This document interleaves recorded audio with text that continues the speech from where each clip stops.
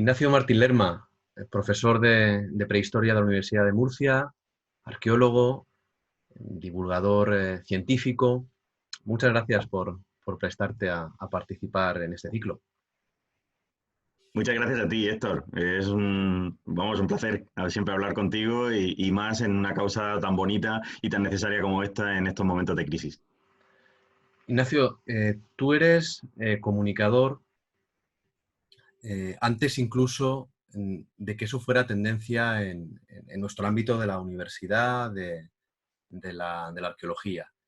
En tus redes sociales conectas en distintas esferas de la cultura, ¿no? de tus pasiones, además de la prehistoria, de la arqueología y además de tu actividad como profesor, como docente, pues está el cine, está la música, está la literatura.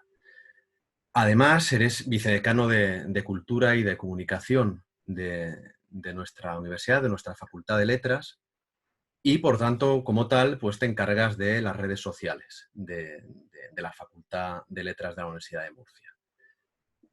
¿Cuál crees que son los errores que cometemos más comunes a la hora de divulgar en el terreno de las humanidades y qué deberíamos de potenciar más?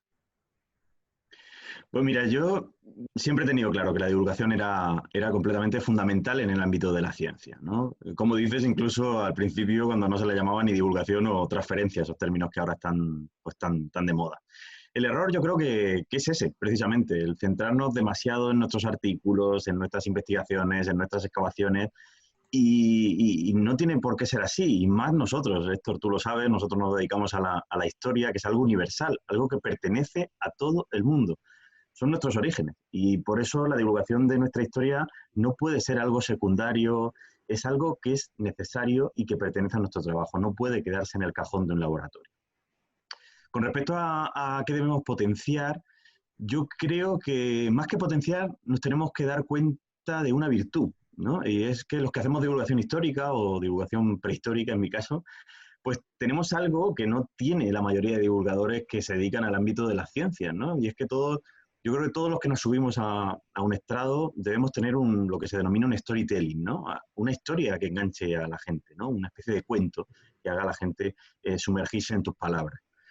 Si no, es muy difícil. Y esto lo tienen más complicado los de otros ámbitos más científicos, porque es muy complicado identificarse con una célula, con una proteína o con una enzima, ¿no?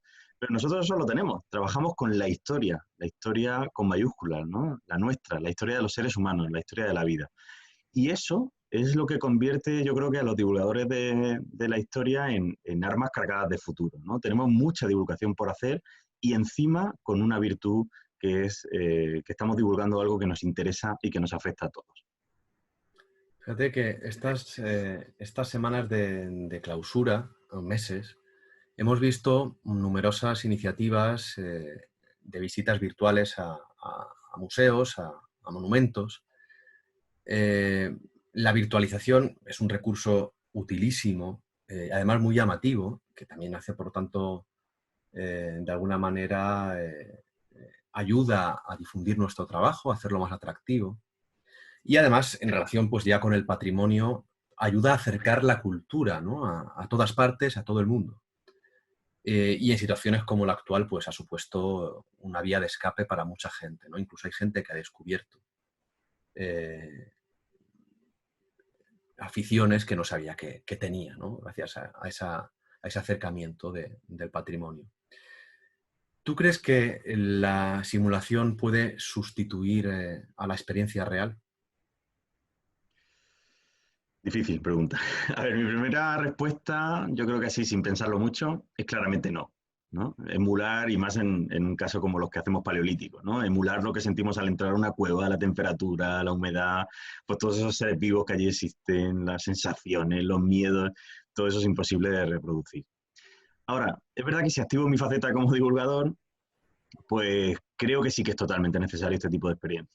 Y más en una crisis como la que estamos viviendo, donde nos está tocando pasar con más tiempo del normal en nuestras casas, ¿no? Es verdad que estas iniciativas, como las que se están llevando a cabo en nuestro país, pues quizá un poco a la estela de lo que ya hizo Francia, ¿no? Sobre todo con la cueva de Lascaux, pues están siendo un éxito en cifras de visitantes virtuales, ¿no? Lo han hecho muchísimas cuevas de aquí, de nuestro territorio, ¿no? Altamira, La Garma, Castillo, Pendo, Nerja, incluso Atapuerca, han hecho experiencias de este tipo. Y yo creo que son fundamentales, porque tenemos que pensar pues que la sociedad, mucha gente no ha visitado nunca una cueva y muchas veces no ha visitado un yacimiento, aunque a nosotros en la universidad eso nos parezca un crimen, ¿no? Pero tenemos que ser conscientes de lo que está pasando ahí al otro lado de la ventana. Y estas experiencias ayudan notablemente, sin duda, a visitarlas y a poder, pues eso, redescubrirlas, como tú bien decías, y fomentar que podamos ir a verlas cuando podamos poner los dos pies en la calle de nuevo. Sí, porque además hay gente que puede optar por ir o no ir, o por verlo desde casa o verlo in situ, pero hay gente que no tiene posibilidad, ¿no? De tener esa experiencia real. Sí, eso a mí me parece un mundo fundamental, además lo sabes, ¿no? Trabajo mucho con el mundo de la inclusión en la arqueología, Por tengo un eso lo proyecto ahora decía. mismo, un proyecto ahora mismo del ministerio que precisamente trata de eso, de convertir a esos amantes de la ciencia con otras capacidades, pues en auténticos científicos, ¿no? Yo, por ejemplo, en mi proyecto, en la Cueva del Arco, pues trabajo con gente con diferentes capacidades y les brindo esa oportunidad. Y como ocurre, pues ahí no todos los problemas son psíquicos, muchas veces tenemos ciertas capacidades físicas que nos impiden el acceso a estos lugares, por lo cual estas experiencias son necesarias para la hora de trasladarnos a estos centros y poder enseñar cómo es nuestro trabajo y enseñar cómo son los yacimientos realmente. Por lo cual, esa doble visión que tenemos de la virtualidad es fundamental para todo, para cumplir con las necesidades de todos los colectivos. Sí, es complementario, eh, la complementariedad va a ser un concepto que vamos a tener que, no digo yo, no sé si arrastrar durante mucho tiempo, igual ya incorporar de forma definitiva. Tú eres un profesor muy preocupado siempre por conectar con los alumnos, ¿no? Y entiendes que evidentemente si no llegas a- a la gente, y en este caso a los que tenemos que, en fin, a los que tenemos que difundir nuestro mensaje, a los que tenemos que enseñar, si no captamos su atención no hacemos nada, ¿no? Ahora nos ha caído de golpe, por eso hablaba de la complementariedad, nos ha caído de golpe la docencia online, ¿no? Que parece que nos acompañará un tiempo, no sabemos si seguirá ahí ya para siempre como un recurso complementario. No, ahora mismo es absolutamente imposible prever nada. ¿Algún consejo para profesores y para alumnos en relación con la docencia online? Pues es verdad, Héctor, que estamos viendo momentos muy difíciles, pero no solo para los profesores, que muchas veces nos ponemos solo en nuestro lado, sino también para los alumnos y para las alumnas, ¿no? Yo creo que la incertidumbre ha invadido un poco nuestras vidas y nos ha puesto pues todo patas arriba, ¿no? Pero es verdad que todos sabemos que sin cambios pues no hay avances, ¿no? Y eso nos está obligando a modificar nuestra manera de dar las clases. Para mí, yo creo que el mejor consejo que podemos dar es que tanto las clases online como las videoconferencias, como los chats, son solo herramientas, ¿no? Nuestro concepto como profesor o profesora no debe cambiar por ello, ¿no? En ningún momento, ya que pues este nuevo mundo docente 2.0 es solo un medio. Nuestro estilo, nuestra implicación, nuestra manera de dar clase, nuestro sello, ¿no? Como tú dices, pues todo eso sigue siendo igual. Y así es como lo debe de tratar el alumnado. Si no, algo estamos haciendo mal y algo está fallando. Tú eres, Ignacio, especialista dentro de tu campo de la prehistoria en industria lítica.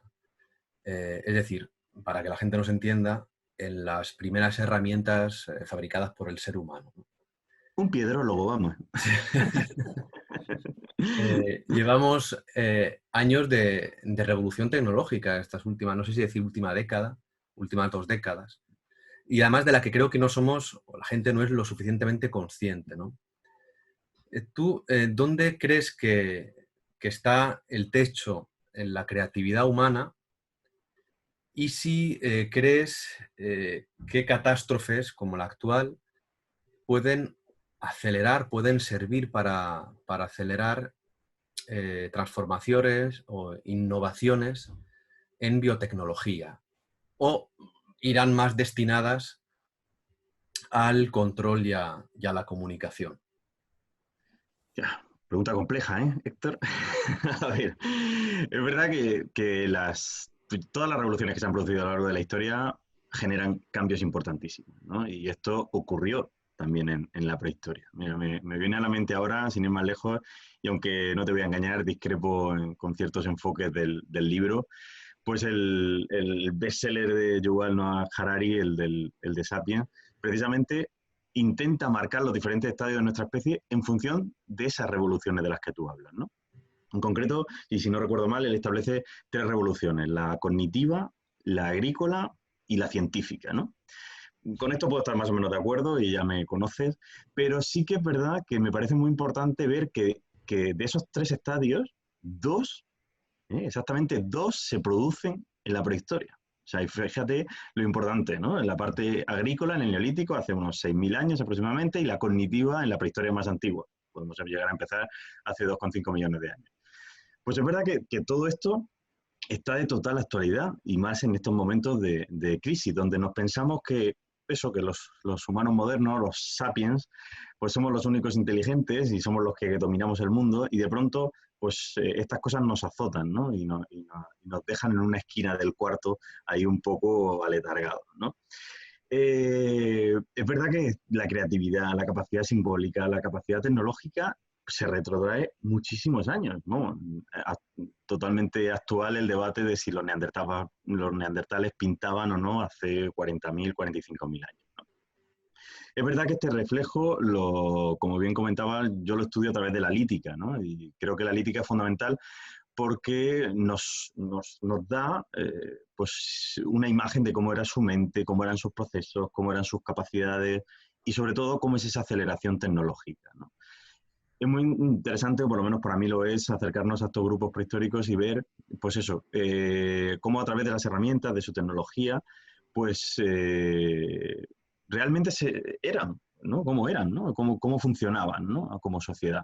Porque además, a mí, como traciólogo, que es ese estudio de la funcionalidad de los útiles, me interesa mucho porque no nos damos cuenta que esos instrumentos nos regalan datos fundamentales de nuestras vidas, ¿no? Somos lo que fuimos, ¿no? Y nuestra identidad es el pasado, y sin él no somos nada. Entonces yo creo que la tecnología nos hace ponernos en nuestro sitio, y a veces nos condiciona en gran medida el futuro. En Sapiens, quizá una de las cosas que más me chirrían o más difiero de Harari es precisamente que parece que el destino, nuestro destino, está marcado, ¿no? Yo pienso que nosotros como humanidad todavía tenemos muchas cosas que decir, y está en nuestras manos el cambiar la historia con mayúsculas. Pero indudablemente la tecnología es un factor y un denominador a tener muy en cuenta en el desarrollo de todo este proceso. Te voy a hacer una pregunta que le hice el otro día a nuestro compañero José Antonio Molina, Buen amigo. como cinéfilo y cineasta, entre cinéfilos, porque además creo que dice muchas cosas. Dirá muchas cosas de ti, pero sobre todo nos puede hacer reflexionar también y ver cómo ese espíritu crítico, ¿no?, que tenemos todos los que nos dedicamos a humanidades o los que somos historiadores, prehistoriadores, pues podemos aplicarle a la forma en la que leemos lo que pasa, ¿no?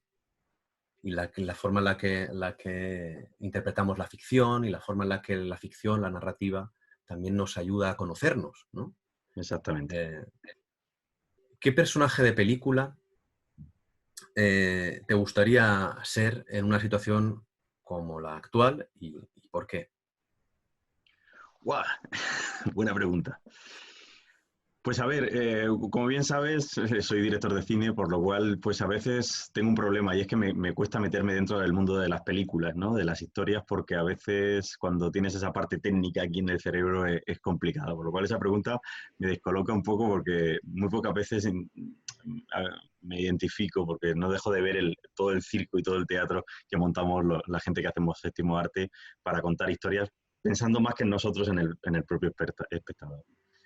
Hay un personaje que a mí me encanta, pero que rompe un poco los moldes, porque no creo que sea el personaje que tú estás pensando, ¿no? Pero que a mí es un personaje que me ha hecho mucho pensar a lo largo de mi carrera como prehistoriador. Y es ese homínido que aparece al principio de 2001, Odisea en el espacio. No sé si es el que más me apetece ser en este momento, porque prefiero estar mejor preparado contra las adversidades de la naturaleza. Pero sí que es verdad que me identifico con esos homínidos que están en proceso de cambio continuamente, que están abiertos a cualquier posibilidad que les ofrezca su entorno y que siempre tienen esas dudas en la cabeza, ¿no? No como los sapiens o como los humanos modernos actuales, que parece que lo sabemos todo, ¿no? Yo creo que estos homínidos tenían una capacidad de sorprenderse increíble, ¿no? Y yo creo que eso Stanley Kubrick en 2001 lo representa muy bien en ese prólogo que tiene, que todos denominamos Amanecer de la Humanidad, donde se ve ese golpeo de huesos con otros animales y donde aparece ese monolito que representa un poco el futuro y las dudas de lo que nos va a venir, ¿no? Sí. Entonces me identifico mucho con esa serie de personajes no ganadores, sino con personajes que tienen que enfrentarse a mundos nuevos, a evoluciones nuevas, nunca mejor dicho, a tecnologías nuevas y a adversidades nuevas, porque como he dicho a lo largo de la entrevista, creo que los cambios son los que realmente nos hacen crecer y mejorar. Además, de alguna manera, el homínido de la primera escena de 2001, en cierta medida es el tío que descubre la vacuna, ¿no? Es decir, eh, es un poco el personaje que ejemplifica el salto, ¿no?